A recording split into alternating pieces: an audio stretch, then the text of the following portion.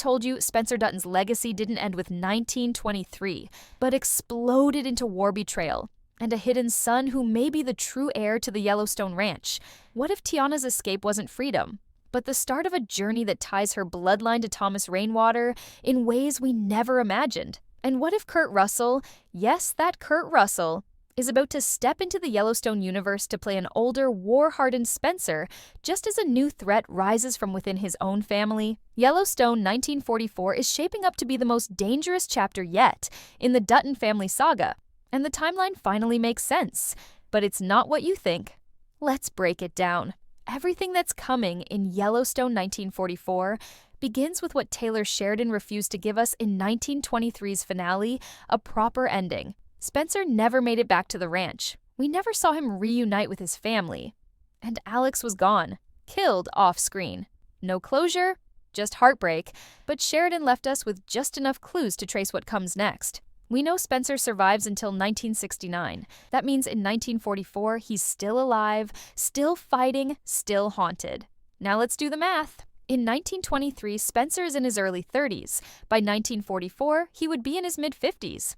That's where the rumors about Kurt Russell come in, because even though Brandon Sklenar wants to return and has even joked about using makeup and prosthetics, Paramount is reportedly looking at casting Kurt Russell as an older Spencer.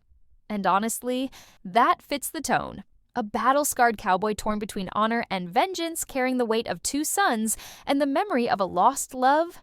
That is Kurt Russell. But the real shock comes from who Spencer is by 1944. We know from 1923's ending that Spencer sleeps with a widow after Alex's death, and they have a child, a second son, which means in 1944 Spencer has two sons. John, who's 21 and helping run the ranch, and the unnamed child born from the widow, whose identity is still a mystery. Two sons from two different mothers. That's the setup for a family civil war, and it's coming. There's a chilling theory floating around that this new son, born from the widow, might end up killing John in a bid to take control of the ranch.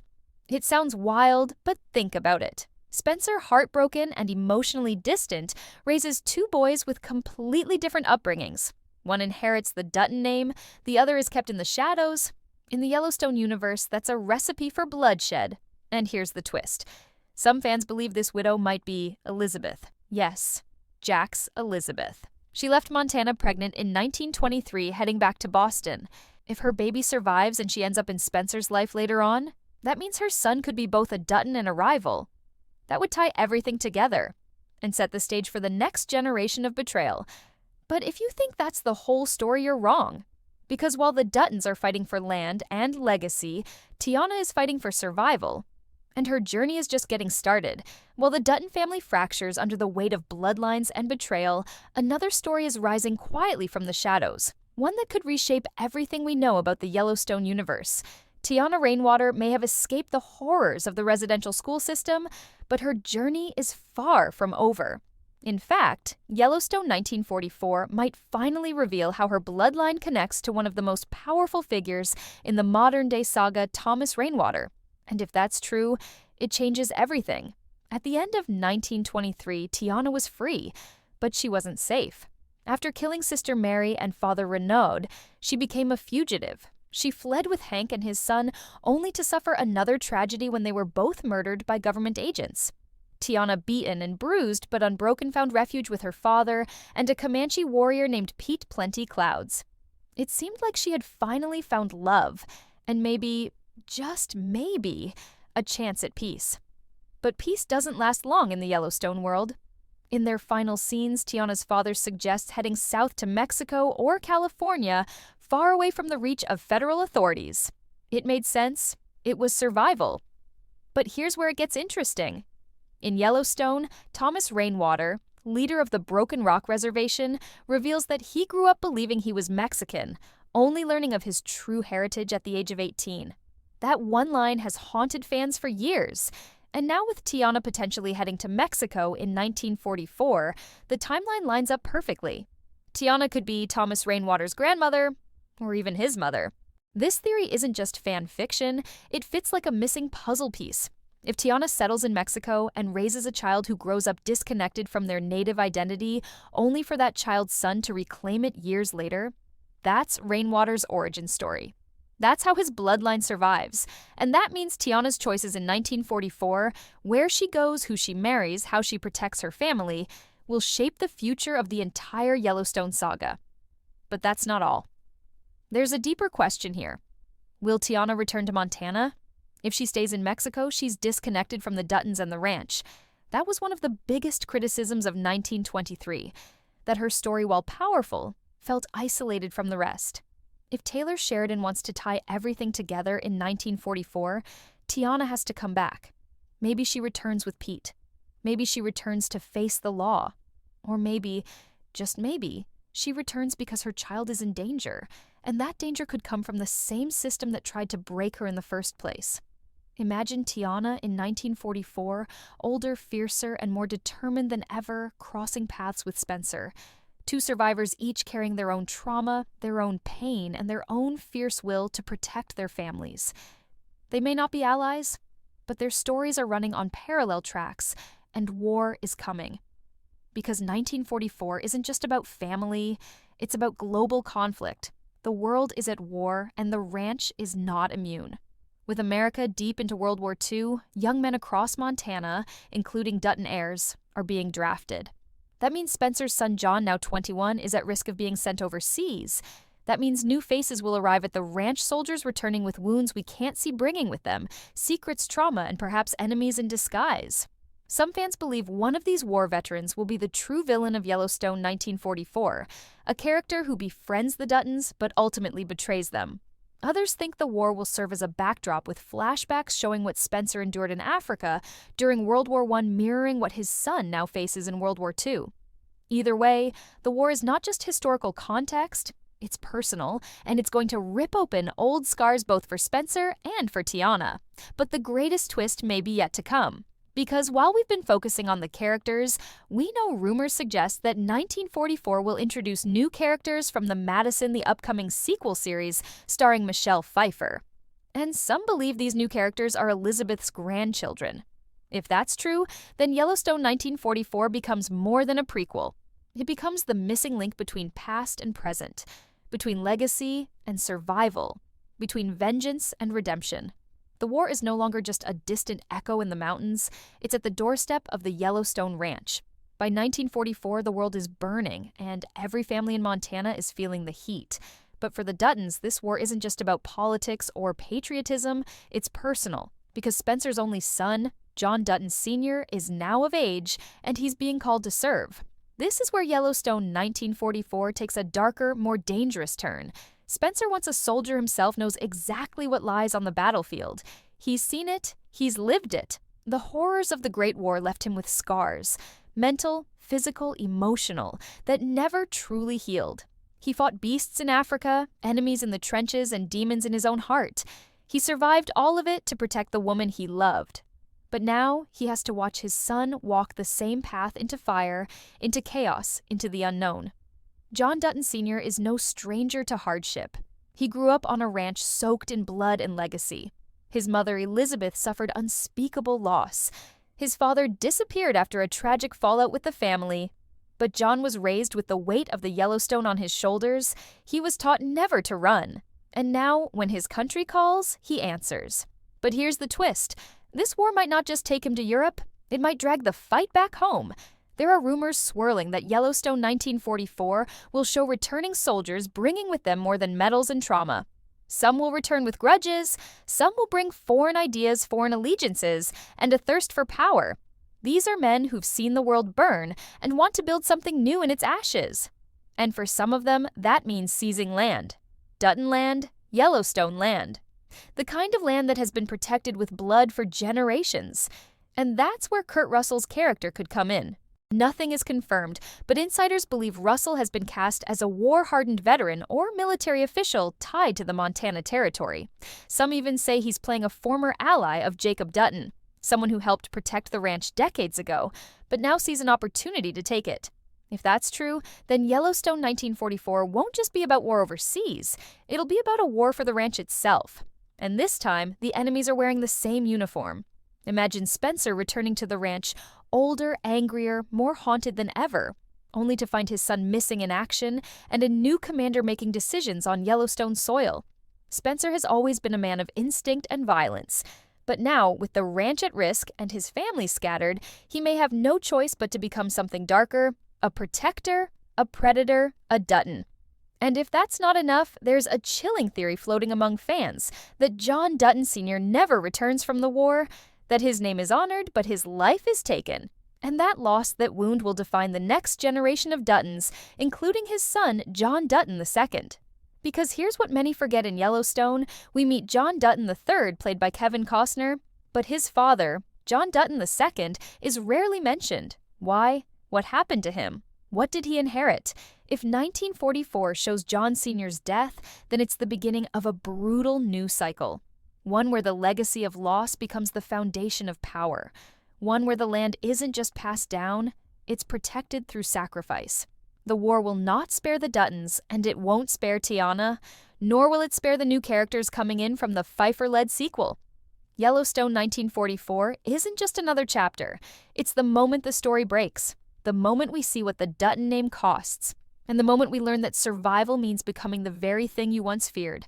Not every threat to the Yellowstone comes from outside its gates. Sometimes the most dangerous enemies wear the Dutton name, and as Yellowstone 1944 unfolds, it's becoming painfully clear. This family is about to fracture, because while the war rages across oceans, another battle is being fought within the Dutton bloodline. One of loyalty, one of greed, one that could end with betrayal so deep, it shakes the very ground the ranch stands on. Spencer's return isn't a triumphant homecoming, it's a reckoning. He's been away for years, first in Africa, then cast out after the fallout with Elizabeth and the family. Rumors of his death circled, but they were wrong. He's alive, and he's changed. The man who once fought for love has become colder, sharper, more calculating. Spencer never forgot what the ranch cost him. And now, with whispers of land disputes, secret deals, and broken trusts, he's coming back not just as a son, but as a man ready to reclaim what was taken from him. But here's where things twist. Some believe Spencer's absence left a vacuum of power on the ranch, one that others were quick to fill. Maybe it was a cousin, maybe it was a half-brother we haven't met yet, maybe it was someone with Dutton blood, but not a Dutton name. The Yellowstone isn't just property, it's identity, it's power, and with the family scattered and war tearing the country apart, it's the perfect time for someone to make a move to forge documents, to manipulate inheritances, to turn family into enemies. That's why fans are convinced Yellowstone 1944 will introduce a betrayal so devastating it rivals anything we saw in 1923. And that betrayal may be tied to Spencer's son. John Dutton Sr. may not just be in danger from the war, he may be in danger from his own blood. If he's seen as the heir to the ranch, the key to the Dutton future, then removing him from the equation becomes more than just convenient. It becomes strategic. Imagine the horror Spencer would feel, coming home to a ranch changed beyond recognition. His brother gone, his wife vanished, his son betrayed or lost. And in his place, a Dutton imposter with legal papers, government backing, and a claim to the land. That's not just a plot, that's a powder keg. And let's not forget the rumors surrounding Kurt Russell's character. What if he's not a villain in uniform, but family? A long-lost uncle, a forgotten brother, someone who fought beside Jacob Dutton decades earlier, only to return now with secrets of his own. Secrets that could unravel the entire Dutton history. Because if Spencer isn't the rightful heir, then who is? Who really owns the Yellowstone? This is where 1944 turns from a war drama into a family tragedy. Bloodlines become weapons, loyalty becomes leverage. And Spencer, once the lost son, is forced to decide, will he fight for the ranch or burn it all down? Meanwhile, Tiana's journey is converging with the Duttons again. Though her story started with survival and resistance, it's clear that her fate is deeply tied to the Yellowstone. Fans speculate that her descendants may work the land or marry into the family. And if she or her children return in 1944, there's a chance they hold the key to the ranch's salvation, or its downfall. Because one truth keeps echoing through every generation of Yellowstone the land remembers. The land demands payment, and the land always takes more than it gives. By the time Yellowstone 1944 reaches its final act, we'll no longer be watching a story just about Spencer, Tiana's, or the war. We'll be witnessing the slow and tragic formation of the Yellowstone legacy we thought we already understood. This is where everything connects. This is where the myths crumble, because behind every legend is a truth, and behind every truth, a price. For decades, fans believed they knew how the Dutton bloodline passed down. James Dutton to John Sr. to John III. Clear, simple, noble. But 1944 is preparing to turn that belief inside out. The existence of Spencer's second son, born from a widow we never meet in 1923, changes everything. If Spencer's first son, John, is the young man who trains on the ranch, then his second son, the mysterious, unnamed boy, could be the one who eventually inherits the Yellowstone. A child born not out of love, but from loss, from trauma. From a moment Spencer might have regretted forever. This means the current Dutton line might not descend from the boy we assumed, but from the one shaped entirely by war and grief. A child raised in the shadow of betrayal, carrying a name he didn't fully understand. What if he is the grandfather of John Dutton III? That's why this prequel matters. 1944 is not just a side story, it's the missing chapter. And Taylor Sheridan knows exactly what he's doing by keeping the timelines vague, the births off-screen, and the deaths uncertain. Because if you control the timeline, you control the narrative. And if the audience can't trace the bloodline with certainty, then every new revelation lands like a punch to the gut. And then there's Tiana. Her story has always existed on the edge of the Dutton saga, but 1944 could finally bring her into the center. Fans have long speculated that she's the grandmother or great-grandmother of Thomas Rainwater, the tribal leader in the modern Yellowstone series. But that theory hinges on a question. Where does she go after escaping the mission school? California? Mexico? Or does she return to Montana to raise her family in quiet defiance? If she returns, her descendants could hold historic land claims, setting the stage for the future conflict we see between the reservation and the Yellowstone Ranch. And if Spencer's second son ends up owning the land, and Tiana's child ends up challenging that ownership, the Duttons and Rainwaters may have been on a collision course from the very beginning. Then comes the war. While the battlefield scenes might remain off-screen, their impact will be brutal. Some of the Dutton men go to war. Some don't return. Others come back but leave pieces of themselves behind. World War II isn't just a historical backdrop, it's a crucible. The forge where men like John Dutton Sr. are reshaped, hardened, silenced. It's in this fire that the next generation is born, not just physically, but emotionally. Yellowstone has always been about stoicism, control, and cold, quiet rage. That begins here in 1944, where pain becomes inheritance and trauma becomes tradition. And then there's the final twist, the one fans are dreading. What if Spencer doesn't survive? Not physically, but spiritually. What if after everything, the war, the betrayal, the children, the fight for the ranch, he walks away? What if he gives it all up, erases himself from the record, and lets the Dutton legacy be written without him? That would explain the silence around his name in Yellowstone. It would explain why no one speaks of him. Not because he died, but because he was forgotten, erased.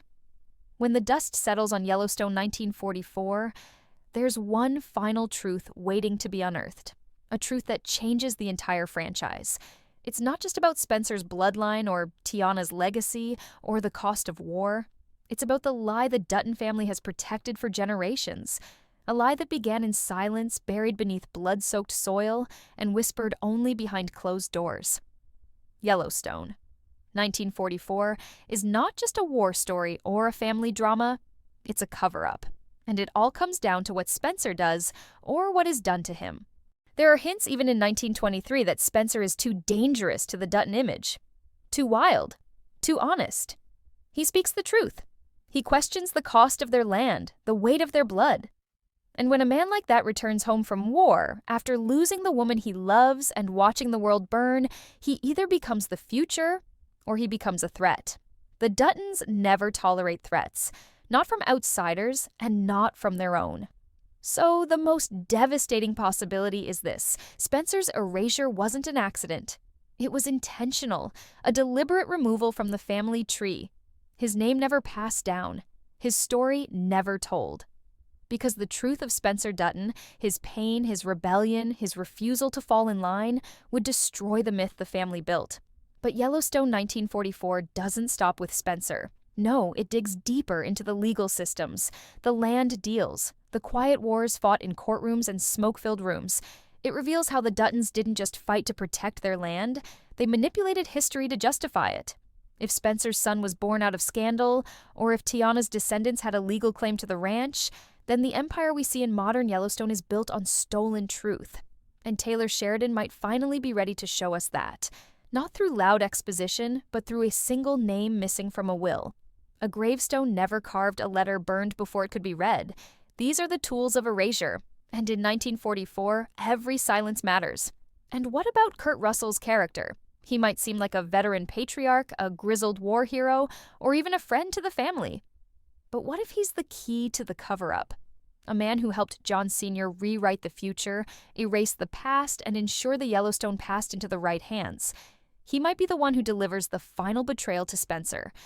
Or worse, he might raise Spencer's forgotten child as a Dutton, hiding the boy's true origin and ensuring the lie lives on. A powerful move, one that makes Yellowstone 1944 not just a prequel, but a conspiracy thriller wrapped in Western tragedy. And yet, through all of this, the show will remind us why the Duttons fight so hard. Not just for land or legacy or pride, but because they're afraid. Afraid of what happens when the truth comes out. Afraid that the Yellowstone isn't something they earned, but something they stole. And afraid that the next generation will pay the price for sins they never committed. So, when 1944 ends, it won't be with a neat resolution. It won't tie up every loose end or deliver a clean family tree. Instead, it will leave us with questions that haunt us, questions that echo into Yellowstone itself. Who really owns the ranch? Who was sacrificed to protect it? And how long can a family survive when its foundation is a lie? This is what Taylor Sheridan has been building toward all along. Not just a Western, not just a family saga, but a slow-burn mystery of power, silence, and survival. And now with Yellowstone 1944, the final piece of the puzzle is falling into place. A war, a child, a betrayal.